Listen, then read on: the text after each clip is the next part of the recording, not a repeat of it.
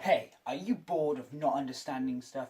Are you tired of never being able to concentrate and really deeply get into the subject you're talking about? Well, if you are, I'm the man for you. Hi guys, Down here. Today I'm going to be talking about how to learn stuff. So, in this episode, we're going to be doing... Well, today we're going to be doing segment theorems in maths. So, to begin on your training in the art of circle theorems, what you need to do is first begin by drawing a circle, which I'm going to try and do one-handed whilst I hold the other one in my camera. Okay, so here we go. We're going to draw a nice little circle. Yeah, that's good. Let me try that again. So as you can see, I've actually gone ahead and drawn ourselves an absolutely beautiful circle. Sorry about that first attempt. Yeah, moving on from that, you just want to draw your with the first one we're going to be covering is angles at the centre is double angle at circumference. But there is sort of 5, technically I believe there's about 4.5, there could be 5 depending on your perspective. So yeah, let's get straight into this. The first thing you're going to want to do to prove this is you're going to want to draw yourself sort of like an arrow shaped thing. Much like, yeah, like a really dodgy arrow shaped head. So let me just do that. So yeah, you're going to want to draw something like this. Make sure that these are, what are these called? These lines here, they do meet at the centre of the circle, because otherwise this won't work. So what we're gonna be finding out here today is we're gonna be finding out this angle here, and then proving that this angle here is double it. Obviously, angles at circumference is half of the angles at the centre. Angles at the centre is double angles at circumference. So what you're gonna want to do is you're gonna want to draw a radius from the top there down into the centre. Now we're also going to label these sides A, B, C, and O, just because why not? So once you've split it up like this, you will notice that A, O, and B, and B, O, C are isosceles triangles, and so the angles at the circumference are equal. These two angles here, this one and this one. So we're also going to label these. We're going to label this one alpha. No, we're not going to label that. We're going to label that Daniel, and we're also going to label that one Daniel because base angles in an isosceles triangle are the same. And we're going to label this one, label this, I don't know, gamma, which also is a Y, and we'll label this one gamma. So once you've done that, you're going to realise that angle AOB is 180, because obviously triangles and up to 180 is 180, take away D, 2Ds, and then you're going to realise that BOC is 180, take away 2 gammas. So if we just draw that off to the side here, just right here, so you just write 180 minus 2, then you're going to write Daniel or gamma or whatever equals your angles AOB and BOC. You can draw like little hats on the O's if you want, you know, these beautiful little hats. Sorry about the shadow there. So then once you've done that, if you sort of what's the word? Sugar. That was on point record. Yeah, sorry about that, guys. So continuing on, we're just gonna add something a little extra here. We're gonna label this angle 2x and this angle x. And you'll see why we'll do that a little bit further on. So if you figure out these equations over here, you will realise that Daniel add gamma equals x. And to move on from that, so angles around a point, so we're going to do the centre one here, add up to 360, a little bit of common maths for you there.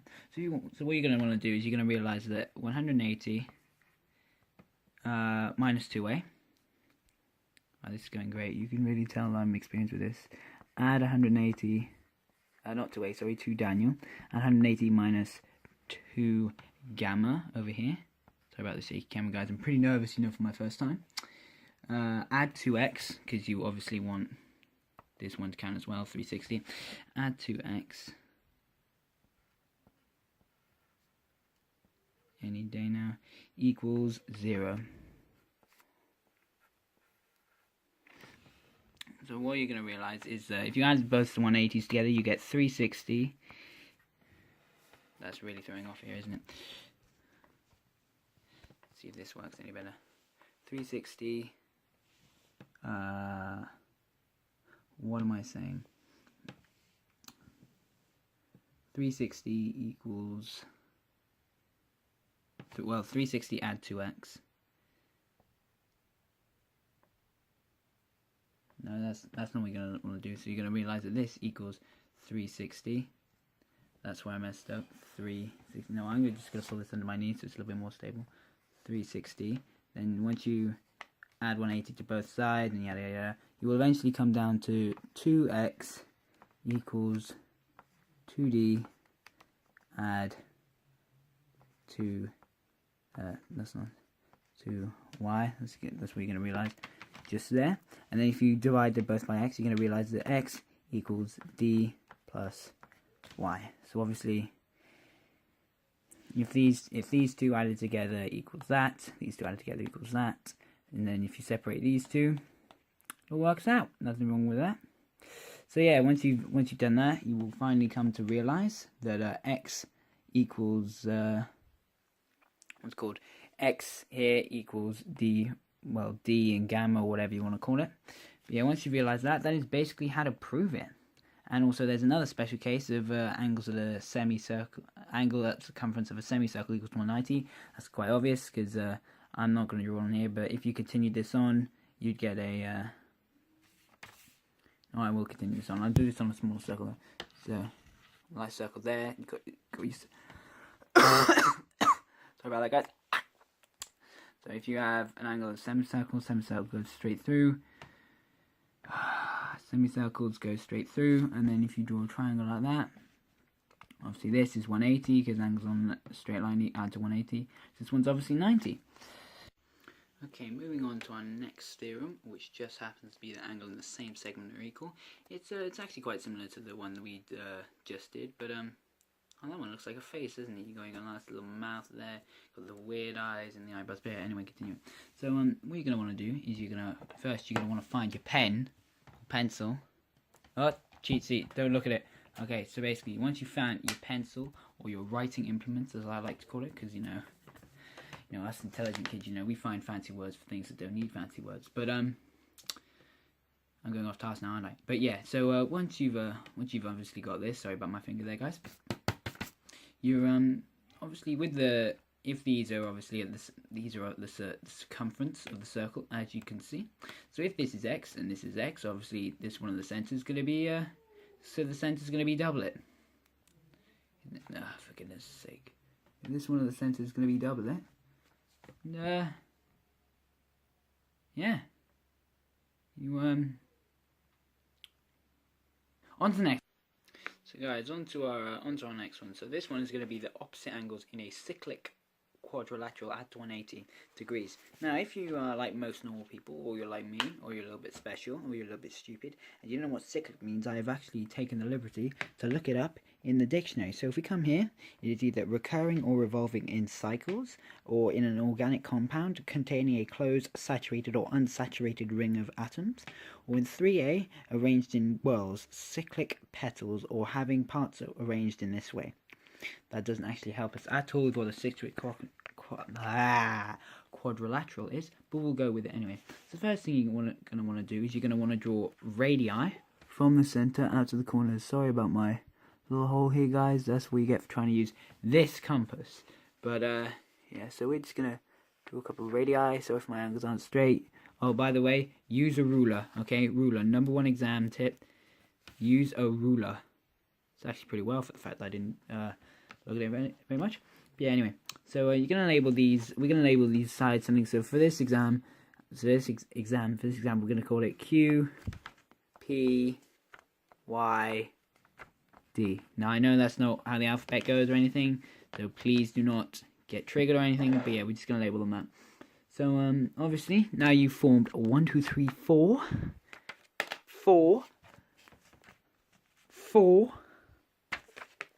Anything else with 4?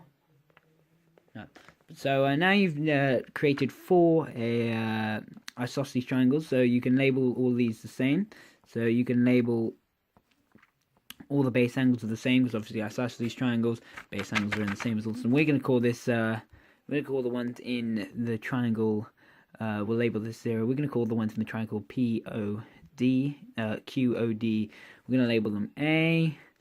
In QOP, we're going to label them F. In POY, we're going to label them J. And in this last one, we'll label them Z. So, once you moved on from there, you want to find the angles around a point here. So for this triangle, I'm just gonna write out 180 a couple of times, guys. Just give me a sec. So for each of these, you're gonna do 180, take away both the bottom angles. So for this one, it'll be 180, take away 0. For this one, it'll be 180, take away 2Z. Sorry, 2. That 2 is very important. Do not miss out the 2. For this one, it'll be minus 2J, and for this one, it'll be minus 2F. Oh my back. So you realize that added all these up together. Actually, you don't want to realize that. That's for a much more complicated way, thanks to one of my friends, but you don't want to do that. So you realize that angles in a quadrilateral add to 360. So you get 2F, add 2J, add 2, what did I label the other ones? Z, add 2A equal 360. Okay, because obviously, yeah, you understand that. But angles in a quadrilateral add to 360. So then what you're going to want to do is you're going to want to divide them all by 2. So you'll get A plus F plus J plus P equals 180. And now that's really cool because that means that all of these angles have thingies. So why did I write a 2 there? That's meant to be, what letter is that meant to be? Oh, that's meant to be a Z. My bad. So you'll find that quite funny because you'll find out that all of these add to 180. So F and A, J and Z, Z, J and Z, F and J, Z and A. There you go. You've just proved that. Oh my back. Sorry guys. The opposite angles in a cyclic quadrilateral add to 180. If anyone would know what a cyclic for this quadrilateral means, please leave it down in the comments. And finally, on to our last one. Okay, so now on to our final one, guys. Thank God. Love maths, favorite subject and everything, but we're on to the final one, which is the alternate segment theorem. So what you're going to want to do first is you're going to want to draw yourself a cheeky little triangle in here. Not as cheeky as cheeky Nando's, but still pretty damn cheeky. Remember, use the ruler. Ruler, very important tip and trick, use the ruler. So once you've done this, obviously with a ruler you're going to connect radii to them with a ruler. But it's very difficult to do this when you're one-handed. So you've once again created this okay, so once again you can tell it's been a long day. You've created some what are these called? Isosceles triangles. So you can label these. I just did it again. You can label these whatever you want. So I'm just going to go label them now. So you can label this one A, and this one A. This is my left hand, guys. Please don't judge. C, B, and this one B. That handwriting would be pretty decent if I was a 2-year-old. But yeah, anyway, we're going to be proving that this angle up here is equal to this angle down here. So what you're going to want is you're also going to want a tangent coming in with that. Obviously with a ruler. Tangent obviously always meets a radius meets the tangent at 90 degrees. So we're just going to add a cheeky little 90 degrees in there. So we're going to label this one X. So once you've done that one, you're going to realize that I don't even know. And also you're going to want to label the edge of the tangent with something. So we'll just label it D for this case to stick with the alphabet for once, and label these. So just label these A, B, and C and D. Okay. So angle O for the center A and D equals 90 because radius meets tangent 90 as we've already discussed. So 2A add 2B add 2C equals 180. Let's just I'll do this with my right hand. Because otherwise you won't understand. 2A add 2B add 2C equals 180. You want to know that for just a second.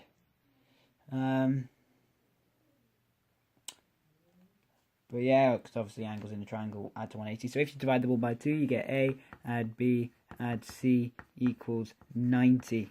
Very important detail that you're going to need for just in a sec. So you're going to figure out that B and C equals, oh, I'm over here, equals 90 minus A, because obviously take the A across, get B and C 90 plus A. So you're going to find out that CBA